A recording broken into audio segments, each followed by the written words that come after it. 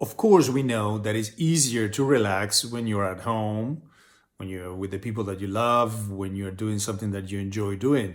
But what happens when you are at work, when there's a difficult situation going on, when there's an accident, when you are going through your own personal crisis?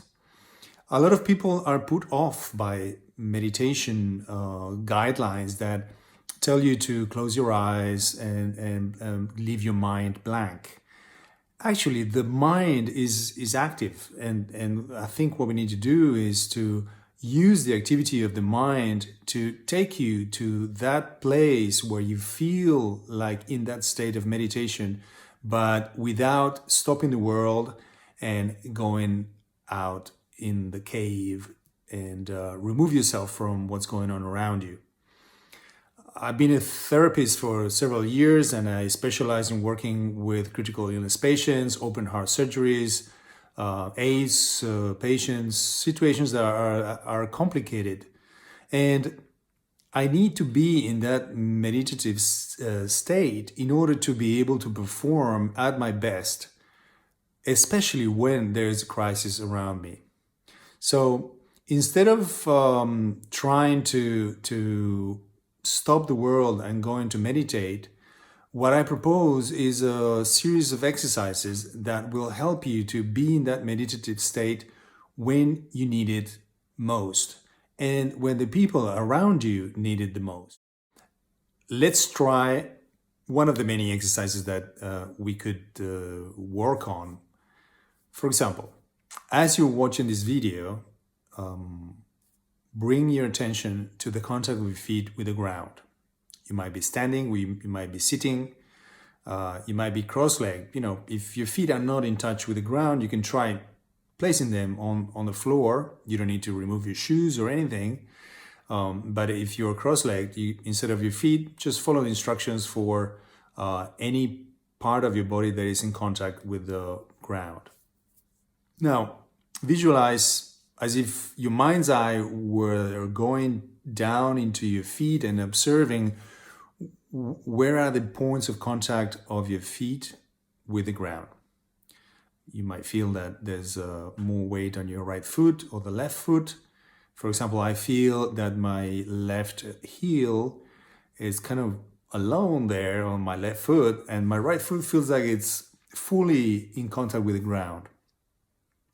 So just notice how the picture is, because it's a very good parameter to compare what the changes are just by checking where are the points of contact of your feet with the ground.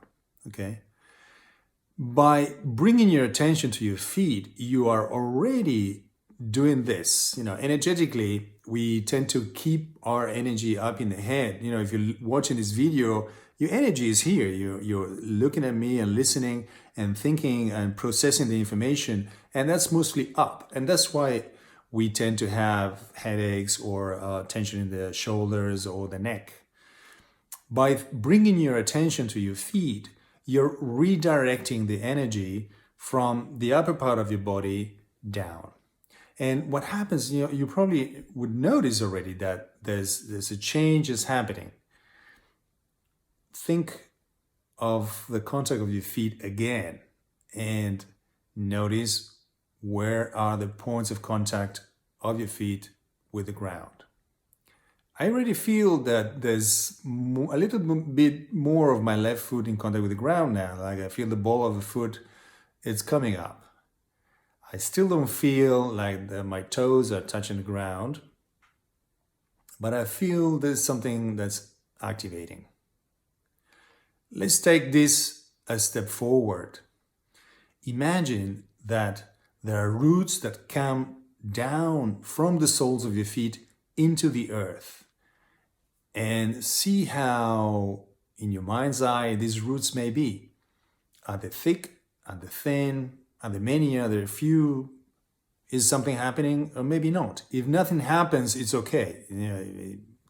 We're not all visual. And if that's the case with you, I can get you to do the same exercise in a different way so you will have the same effect.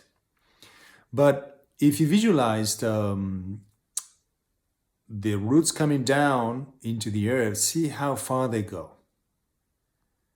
Might be a few centimeters. Notice where they're coming from. Is it from the heels or from the ball of the foot, from the outside, or the inner arch, from the toes? Where are the roots going?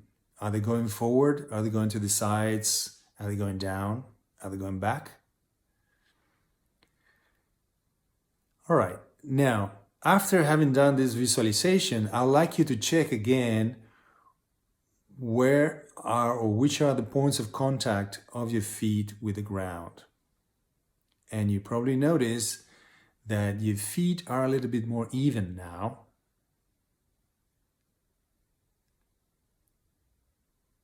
And I love this because to me, it works pretty much every time. And 95% of the people that I work with, I've done this with thousands of people, it works too. If you continue working with this grounding exercise, or I call it extending the roots, it's actually the sensation that you get is that you can start to let go of anything that you're holding up, and it will relax down, and you can give it to the earth. Anything that you don't need anymore, the earth would take it.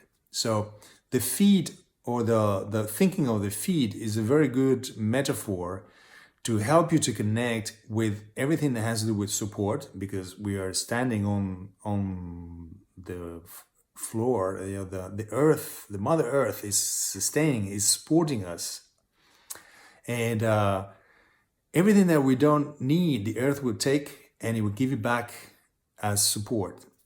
So it's a good way to start a different kind of relationship with what we have underneath our feet. I love you to let me know how the exercise went. You can leave me your comments, and I am available for online training or on-site training to do this with individuals, small or very large groups of people. I've noticed that this increases the ability to relax, to communicate better, because somehow those roots that go down, somewhere down there, connect with everybody else's roots. So this kind of exercise, what it does, it reduces the vertical streaming of energy and increases that horizontal leveling kind of energy that helps everybody to feel at the same level.